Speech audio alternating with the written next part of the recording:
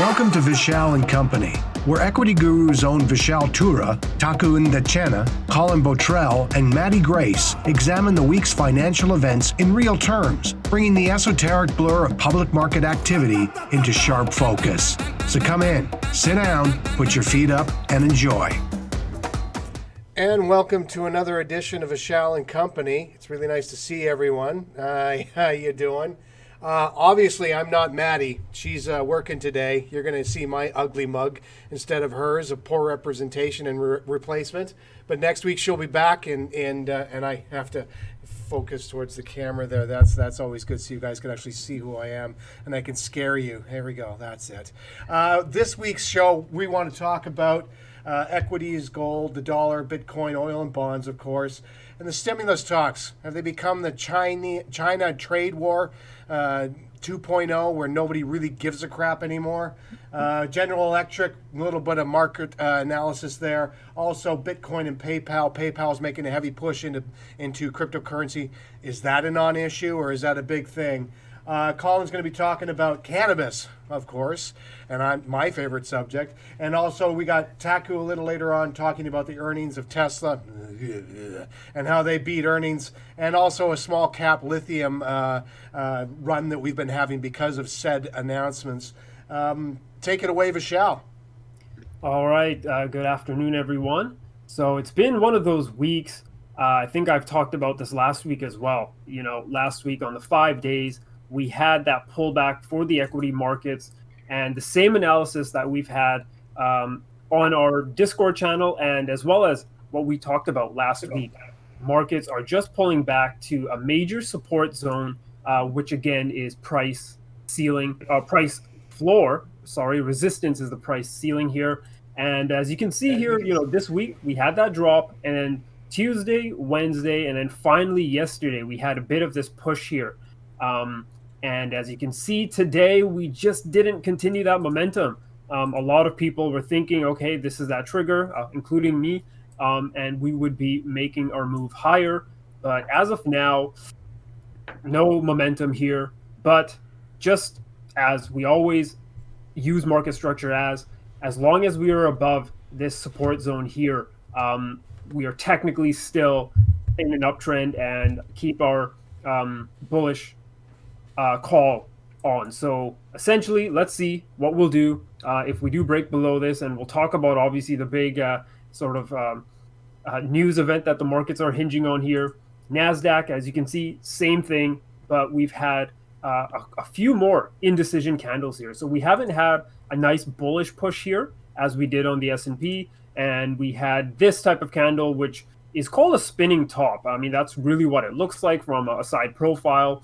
And what this spinning top is all about is it shows us a battle between the bulls and the bears. So it really is an indecision candle, and it tends to occur, and we put more emphasis on this candle when it happens at a major support or a resistance zone. So I think this has more to do with earnings, obviously with Tesla, Intel, and a few Netflix as well. And I'm sure, TK will talk about that, but that's likely why we had a red candle on the NASDAQ rather than a nice full-bodied green candle like the S&P. The Dow, you can see as well, had a nice full-bodied green candle, but we're just not making that momentum stick. And I think this is the one that has a lot of people talking. And if you are part of the Equity Guru Discord trading channel, you guys know that me and a few traders have always been using the term ride the Russell. The Russell 2000 is one of our favorite indices to play. And it was sort of our COVID recovery, economy reopening play. And the small caps have been actually on fire lately. We've seen the same sort of, price action, a pullback to a major support zone, which again is a price floor. But yesterday we got a very, very nice buying pattern here. And you can see here that this buying took out 3 days worth of price action. I know, Collin, you follow a lot of the small caps. Have you been seeing this type of momentum in a lot of the small caps? Yeah, there's some really nice movers right now. Actually, we had PKK, that's one you and I have spoken about, just broke out pretty nicely today. Oh, wow. Okay, so exact same sort of analysis of breakouts. And there we go. I have my resistance zone there. So a breakout, a retest back to support, and boom. So yeah, there we go, man. That's basically this is what we want to see with the indices as well. But obviously, there's something else that is weighing in on the markets, and that is, of course, this talk of stimulus. So I mean, TK, man, have you been listening to the stimulus talks and just the headlines? I honestly haven't been keeping up with stimulus talk. I kind of tend to push away from a lot of the politics when it comes to the markets, because it just increases uncertainty a lot. And I was actually going to ask you, with these big moves that you've seen this week, Yep. specifically between large and small cap, Small caps. Yep. what does that mean for market sentiment in general? What are you guys seeing over the last 6 months with market sentiment? So you hit the nail on the head there when you mentioned uncertainty. That's the one thing that markets hate, right? So any type of uncertainty, markets don't like, right? And I think you can sort of feel that or see that in the price action. I think it's weird to say feel that, but after like many years of trading, you sort of just get that, that gut feeling that, hey, the markets are scared or whatever. Of course, we look at other things, right? So for example, the bond market, the 10-year yield here, which is something I quickly wanted to cover.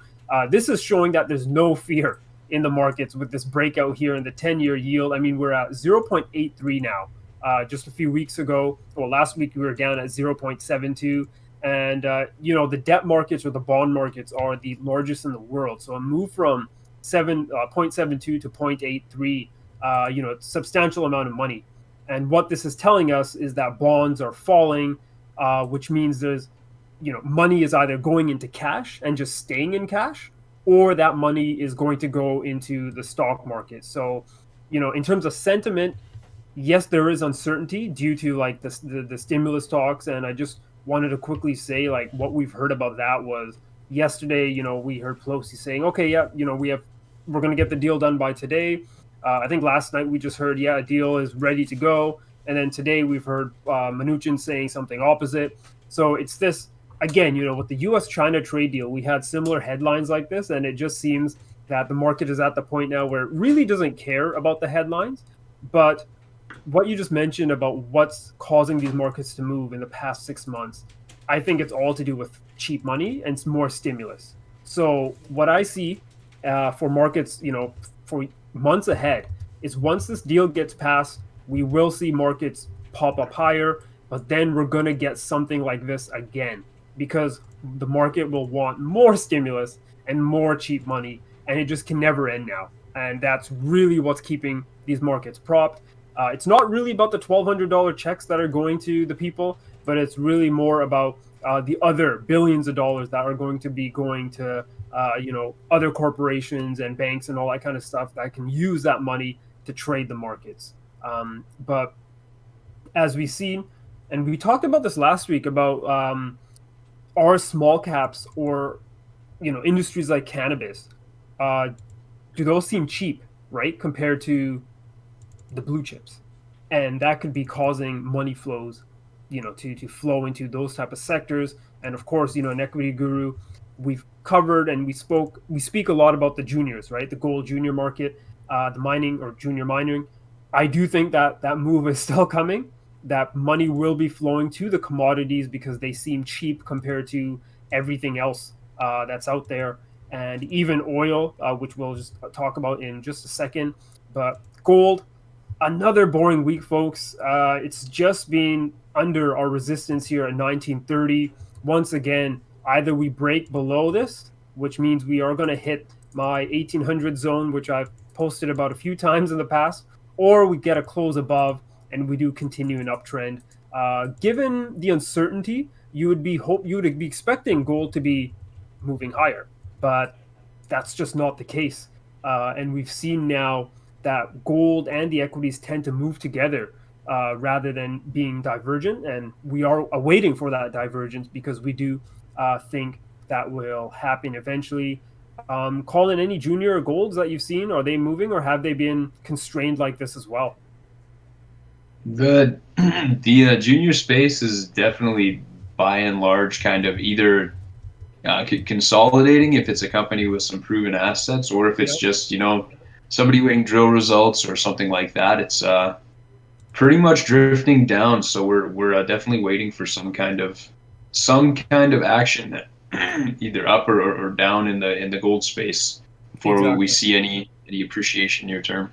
Yep. So I think this break, just like with the equity markets, yes, fundamentals and earnings can help drive the market, but when the indices are breaking out, it will add more momentum to the individual stock breakout. So I think that's what we want to see here with gold. Once we get that breakout, I think a lot of the juniors will stop consolidating and maybe continue their move higher. Or if we do get this breakdown here, folks, it does mean maybe some of the juniors will follow along as well. Speaking about breakdowns, well, it hasn't had that breakdown yet, but gold, not gold, oil. We've been talking about this range since last week here as well. 4 hour, I just want to show you this because it shows it much more better. Yeah, you can see price is just still constrained within this range here, and we are just still awaiting that breakout either below or above. And I think the oil industry or sector by itself presents a very unique opportunity with the whole idea of people looking for undervalued assets. And there are some charts like ExxonMobil, even Chevron, XLE. So a lot of these ETFs here are showing what appears to be a basing type pattern. So I think watching the oil markets and commodities in general is going to be something to definitely keep your eye on, because I know, TK, you talked about banks last week, but would you prefer holding a bank or an oil company? That's actually a pretty interesting question. I think with cyclicality right now and where we are in the market, the business cycle, etc., Yep. I lean on the side of the more tangible assets. Yeah. Banks, most of their assets are financial in nature. So if I was expecting higher than expected inflation, I would go for banks because their financial assets are essentially protected from that.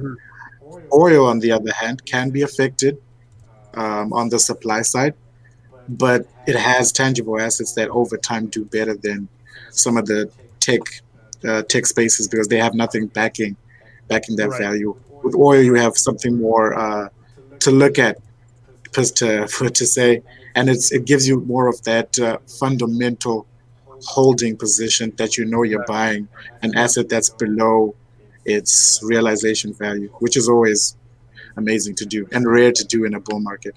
Exactly. So Joe let's keep our Biden eye on it. actually gave us a pretty controversial take on oil last night. I don't know if you guys saw the debates. What did he say about oil? He was saying that that the United States needs to focus on renewable energy, so he would be looking at basically getting rid of the oil industry. Yeah. So That's pretty the thing about oil, controversial. The Rockefellers are apparently trying to force banks into not funding fuel anymore, which is kind of weird because that's how they built their empire. the thing Oh about yeah, oil, like, yeah, about geopolitically, like, America is now like a top exporter. You know what I mean? So, like, I don't think they're going to give that power. They'd be foolish to give that power away right now. So the thing about oil, which is better than clean energy right now, is because of the revenue redistribution. Right? We're at a point right now where clean energy, and it's getting there. Maybe like within 5 years, where you can make money in clean energy in terms of like government and subsidies and stuff. But with oil right now, what happens is, when we pay for oil at the pump, there's a tax on that. So that goes to the government, and the government gets that tax and revenue redistributes it. They keep some of it, and then the other half they'll give to the oil corporations, right, as a subsidy. So But how that's likely is it that we are going to push away from oil, considering that it underlies everything we do? yeah, exactly. Yeah, I think it's going to be tough. I personally don't think oil is going anywhere anytime soon. But once again, if the clean energy starts getting profitable, which is like the key word, because let's face it, the world revolves around money and energy. But once that's the key, that's where businesses and individuals, I think, will take more risks. Right now, there are they're betting on it, and a lot of it goes to the baseload power as well. Right, we've talked about solar panels, where in California, they have the huge solar panels, and they forgot that there's something called nighttime, right, where you get no sun, and the base load power stored in the solar panel wasn't enough to hold or to provide energy for nighttime usages, right? Because people still tend to use a lot of power. And again, we talked about this last week and why even Goldman Sachs is bullish on silver, right? Because they do believe that you'll need more silver to increase the baseload power in, say, solar. And I think, the same even applies for like wind as well. So we'll get there. I just don't think we're there yet. Obviously, some people will probably disagree with me because I think in places in Europe, like in Sweden and in Germany, clean energy works, but it doesn't work through the government. It works when individuals, build their own or install their own solar panels individually in their home in order to sell that back to the power grid. So right now it's profitable for the individual, but maybe not yet for the government, although they can easily do it by, implementing carbon taxes and then using that money for green infrastructure. But the reason why oil is great with revenue redistribution is the fact that a government doesn't actually have to spend its own money, right? They can just take the money from the oil pumps and then keep that as revenue and then give the rest back to, as I said, the oil companies, right? There's no new money being printed or, it's not taking out, you're not taking budgets out from other things, which means that oil is probably going to be here to stay for some time until, as I said, the revenue is brought in with the clean energy guys there. But it's definitely, a hot topic.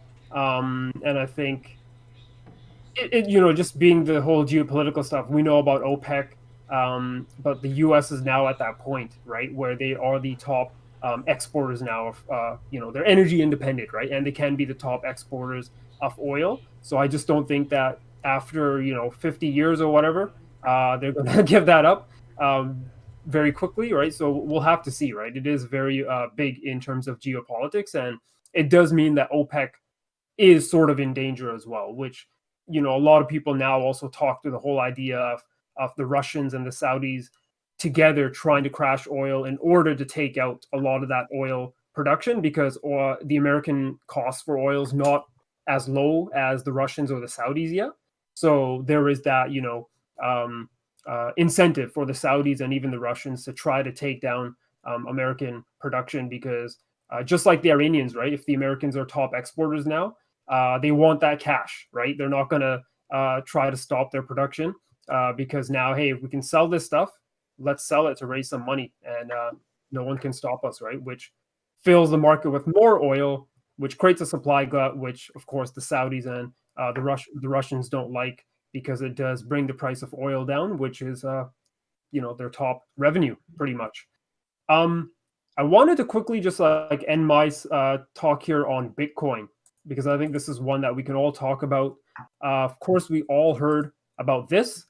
PayPal, not the sport check shoes, but PayPal jumping into cryptocurrency business. They are allowing you to purchase cryptos now with their wallets starting sometime this year, and then using cryptocurrency as currency sometime early of next year. So I believe the currencies are Bitcoin, Bitcoin Cash, Ethereum, and also Litecoin. So those are the 4 coins there. And as we can see, the price of Bitcoin did break here quite strongly. I mean, that was the day we had that move. That was a 7% move there. Bitcoin was up over $800 on that day, on that news. And it's stalling a bit now, but I think this is normal. I think we're just going to probably pull back a breakout before we continue higher. And in fact, you can actually read my article here, Bitcoin pointing to a return to $14,000. And you can see these are all the times we have covered on Equity Guru and through our Discord channel, breakout points and entry points on Bitcoin. So we had 3 times, and that was the 4th one that did occur on that news when Bitcoin was at 12,472, and you can see what happened there. And it continues because now Bitcoin PayPal is exploring a purchase of companies, cryptocurrency companies, including BitGo. So Galen, I know you have some opinions on crypto, right? And in terms of value, do you think this brings value now to Bitcoin? The adoption is the only thing that's going to save Bitcoin, and it won't be an adoption by PayPal. It'll be an adoption by central banks. Yeah, For instance, I think China doing that right now, and it will become just like every other currency because basically everything's a symbol for value, including gold. So as much as I hate to say it, even though as far as I can see, Bitcoin has no value, it has about as much value as anything else we've been using for value until to date, right? Even fiat currency, whatever, it's all a symbol. It's all who believes what is true. You know, it was funny because I was going to say, in terms of cryptos, it's that volatility, right? Which sort of people say, hey, it's not stable. How can you use this as a coin? And it's funny because when we say that, generally a lot of the fiat currencies aren't moving, as crazy. But just recently, we've seen the pound taking off and crazy fiat currency moves. So there's volatility in even fiat currencies now as well, right? So it's strange, right? That now cryptos are moving very similar to, well, okay, maybe not. I mean, obviously There's we're not a little more volatility in crypto. Yeah. My bad. Yeah, we're not seeing like 7% gains, I guess, in the fiat. So, but I mean, that's always been that argument, right? Like, for example, we talked about the British pound, right? Like how that currency, due to Brexit, how that's been moving in the past few weeks. So if you're a British businessman exporting and import, you don't even know what the currency's value is going to be, next year, right? Or how to evaluate what your profits and everything are going to be. But how about TK and Collin, man? Do you guys, what do you guys think about crypto? Do you think this is a really big news for Bitcoin and the cryptocurrency? Ironically, I have a lot to say about crypto, but I'm gonna take it back to PayPal for a second, because PayPal's main business model is the payments industry. That's the processing of transactions, be it fiat, crypto, etc.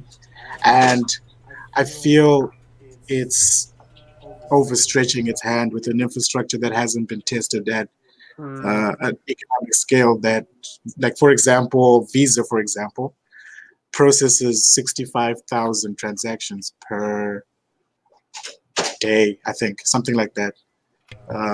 They do through, yeah, I think it's and Bitcoin doesn't have that processing power. Takes MasterCard doesn't have that processing power. American Express doesn't have that processor. It's the infrastructure behind it that's more important, and that's something that some of these businesses have taken time to establish. Not saying that it's not going to work. Obviously, technology changes over time. That's where capital flows. But a lot of the infrastructure needed to process some of the transactions is still far off with Bitcoin. Right. And the fact that it still can't hold its value, or you still can't calculate an intrinsic valuation for it. Economically, it's still not viable for processing transactions. PayPal getting into it is probably the first move to try get there.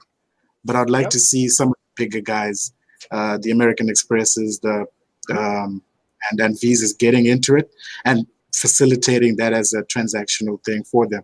It's funny that Visa and MasterCard and all those bigger guys, they probably do at least 33% of the transactions of the world. So to put that into perspective, there's $33 trillion of currency flowing in banks, etc. And that's about $11 trillion processed by Visa. And Bitcoin wants to process at a scale like that when it hasn't had the capability of, being accepted by people, which is speculation. Well, it's not even just being accepted or the adoption. I mean, even though that is the final kicker, it technically is incapable of processing transactions any faster than a few minutes. Right? That's it can't close a block any quicker than that, and that is the big killer, because you go to a Visa transaction or a bank transaction, as you stated, they're closing 54,000 a second. That you can't compete with that, so it won't be their mainstay. This is PR, sorry, and and a foray into a new market. That's basically what PayPal's doing. I think so. It's one of those kind of things, like you're saying, Galen, where at a time like this, most businesses don't have something profitable to invest in. And, oh, man. Okay. Yeah. and instead of because it's now a political scheme to buy back your own shares, you have to deploy that capital somewhere. As a CEO, you're sitting there with the board of directors telling you you're sitting on too much cash. You need to do something. And why reinvest in the real economy when it's crap? Yeah, when it's crap, you might as well go for Bitcoin because, hey, you need to show you're a little bit intuitive with the tech side. And it kind of shows you kind of where we are when it comes to... Interesting take. I never even considered that. I just had a thought there too, guys. Actually, there were Jack from Twitter made that big investment in Bitcoin. Yep. Was that like 2 weeks ago now? So maybe there's you gotta wonder if there's some kind of collaboration there or something. If they were in the know on PayPal taking a chunk, or you saying insider trading someone? I wouldn't use those words explicitly. I wouldn't doubt it. What's that article that you said out there, Michelle? That was the Square one, and some ad came on there. Oh, and there's a PayPal ad. Interesting. Now the Square and PayPal are strategic partners, so it makes sense. Yeah. Okay. Well, speaking about money flows, TK, I think, Galen too, man. Your favorite company there, Tesla. I think they had some money flows flowing or flowing out. Oh yeah, it's back to the argument. Invest in tangible assets or invest in a dream. That's the big question here. And it's easy to sell a dream, but it's difficult to sell something tangible. Isn't that weird how we act? And I want to focus on Tesla specifically because, and I think I should precurse this with this. I am completely against buying the stock at current valuations, unless you are trying to gain from capital appreciation in the short term. But I don't. You bought it at $80. Yeah, but I'm not against what Tesla is doing. I'm not against the company itself, which is confusing to a lot of people. But I feel you need to separate the stock and the company sometimes, because there are two different realities that could be happening there. So the great news that came out of Tesla is it's finally had 3 to 4 quarters of profitability. By selling tax credits. Exactly, by selling tax credits. It's actually something you'd like to hear, Gail. Their net income for the last quarter was $331 million, but they're reporting an adjusted net income of $874. They're removing some of the CEO compensation that Elon has gotten as an expense and saying that it's not really an expense. Elon is creating value, so we'll put back that money because he's not really taking away from the company. And I'm like, that's outrageous. You're reporting $300 million more because you're creating this fake value, but it has been profitable. And now, which is the controversial thing, I feel we should watch the company a little bit more. And we shouldn't look at the vehicles. It's an old industry. He's probably going to do well over time if he makes the right strategic investments. He invests in more factories, which is the plan. They're trying to build 3 more factories around 3 different continents.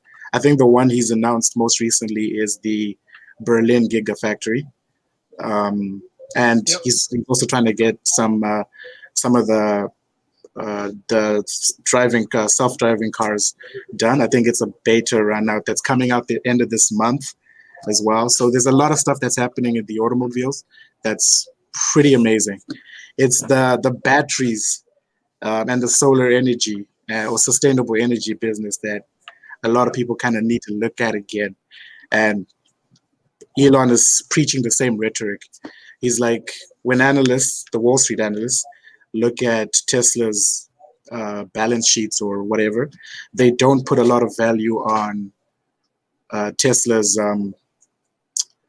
solar energy business. Mm-hmm. And he believes this because he feels lithium is the next best thing if he's able to reduce the production at a certain cost. And because he's Elon Musk and he's eccentric, and he's kind of weird, the lithium industry experienced a boom after that. There were some of the small cap stocks going up by 30, 50%. I think even the index itself experienced a big boom, the global index for lithium. I think it's LIT is the ticker. And there we go. Wow. Yep. Breakout as well, right here. So you can see that's where price broke out, and we are retesting that. There we go. It's just all his backing that lithium is the future, and we need to invest heavily. I'm not against that. I'm no scientist, but the economics of the business are putting a constraint on his ability to actually keep some of his goals. Mm-hmm. He's made the same 2-year goals for the last 10 years, saying it's going to come out at this time. It's going to come out at this time. There's been delays, and it's part of business to have that. But it's just we should weigh more of what he's actually doing rather than what he says. Exactly, because I don't want to give him too much of a break on the sort of doing the Hail Mary announcements, because you don't find other people doing that on a regular basis, right? They name a deadline, they hit it. And if they don't, they're called to the carpet for it. He's just been saying shit for the last 10 years that's never come true. And he's just laughed about it. And it's pure stock manipulation. Sorry, that's how I feel about it. I know you're saying not divorce the company from the shares. Absolutely. I mean, there might be a viable car company in there somewhere in about 5 or 6 years, but nowhere near what it's at right now. When it comes to rubber hitting the road, nowhere near what it's at right now. He's still behind in production to where some of his predictions were 5 years ago, and it's not because he doesn't have the financial backing. Oh, he's taken billions of dollars in credit to finance that, but I think the ambition has to be looked at a little bit, and the board of directors needs to analyze that. Hey, he's the chairman, so I think he's still chairman. No, there's a chairwoman now. But yeah, they need to look at that and be like, okay, we get it. We want to go to space and do all of that, but our fiduciary duty is to our shareholders. And you've been investigated by the SEC on stock manipulation and all this, and he still continues to do it. It just shows you that as a CEO, it's not who I would want to be leading the ship. Again, to Galen's point, you can't divorce that. The automobile industry is a difficult one to get in, and he has this ambition to call it to a tech company. But honestly, if 80% of your revenues are coming from the sale of automobiles, what are you then? Yep. You're not a tech company, you're an automobile business. And the reason why I feel like this is happening right now is because we're in a stage where innovation has kind of slowed down, and people are trying to find the next Apple and not be late on it. And Tesla is the darling child of that right now. Yep. There's other companies, Nikola, Snowflake, but that has Buffett backing up as well. And it's just kind of a consolidation of those beliefs. And the marginal opinion by investors right now is invest in the dream and not the tangible assets. And then it goes back to what Vishal is talking about when he goes into the mining, the junior miners, some of them, even the cannabis companies. Of course, some of them could be a dream, but it's more tangible for you to actually look through and see what's happening in there. And I believe Tesla coming in and beating the earnings for this quarter is more of tax credit selling than actual operations of the business. It just says right here, Tesla raked in $397 million in regulatory credits during the quarter, nearly doubling the amount it made from these green credits year over year. There we go. I don't know what to take from that, but then excluding regulatory credits, it says their margins rose from 18.7 to 23.7. So, it did improve that, but I mean, still, the moneymaker for this man has nothing to do with the manufacture of vehicles. The biggest takeaway, though, is Tesla now has close to $14 billion in cash. And it would be nice if you were a shareholder to watch over time, especially now, what Tesla does with that cash. Yep. It'll be very important for the managers to strategically invest in things that actually create value, or maybe pay off some of that piling debt. But yeah, it's just be interesting to see what they do with that $14 billion of cash. But as of now, if I was to say buy or sell, I would be buying a lot of put options on on long-term put options on Tesla right now. There you go. So wait a minute, TK, are you saying that Tesla stock price is too high in your opinion? I think it's too high. You I guys think remember it's that too high. tweet, right? Stock price too high in my opinion. The Elon Yeah, Musk tweet. Oh, yes. it's too high in my opinion. Well, To there put you it into go. perspective, it's like if you're buying the index, just the S&P 500, $27 trillion in market cap. You're buying it at about $35 per the dollar of earnings. You're buying Tesla at close to $1,000 of each dollar in earnings. So yeah, seems a little bit overpriced to me. Absolutely. That's a sad ratio. Thanks very much, Taku, for bringing that forward. Tesla and all his administrations. Well, that's it for this week, basically. We've got stuff coming up next week. Vishal, anything important that we need to be looking for? Yeah, so just quickly, I'm going to look at the calendar in terms of economic data, and we can see here that we do have U.S. durable goods order, we have Australian CPI, and here in Canada, we do have the Bank of Canada interest rate decision on Wednesday, so it's more about, the forward guidance, right? Like what they're going to do, and I think the interesting thing will be about the digital currency, because remember last week we looked at their website and they had a report on the criteria for a digital currency. We do also have the Bank of Japan with their interest rate decision. Not really expecting much, of course. And then these are all preliminary data, which I don't really, account for too much here.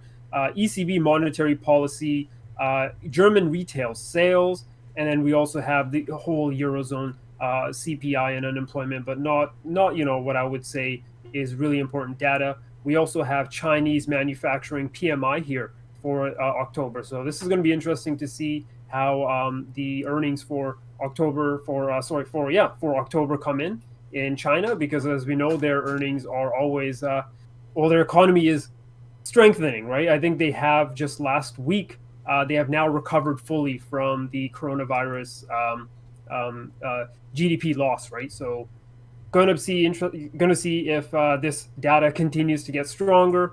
And then finally, in terms of company earnings, we have, as mentioned today, American Express, a big one for next week as well. Seems like a lot of other, nothing really big in terms of what we had this week with Tesla, with Netflix, and all that kind of stuff. So seems like, we're still in the earnings week, though. There will be earnings, but I think the market is still holding hope for that stimulus deal, and that's really what's going to drive this going into next week. Well, there you go. That wraps it up for Vishal and Company this week. Kind of a ho-hum week coming up to a certain extent. We'll see you next Friday. Maddie will be back, thank God. And we'll talk more economics and finance. Take care, everyone. See you next week. Thanks, guys. See you guys.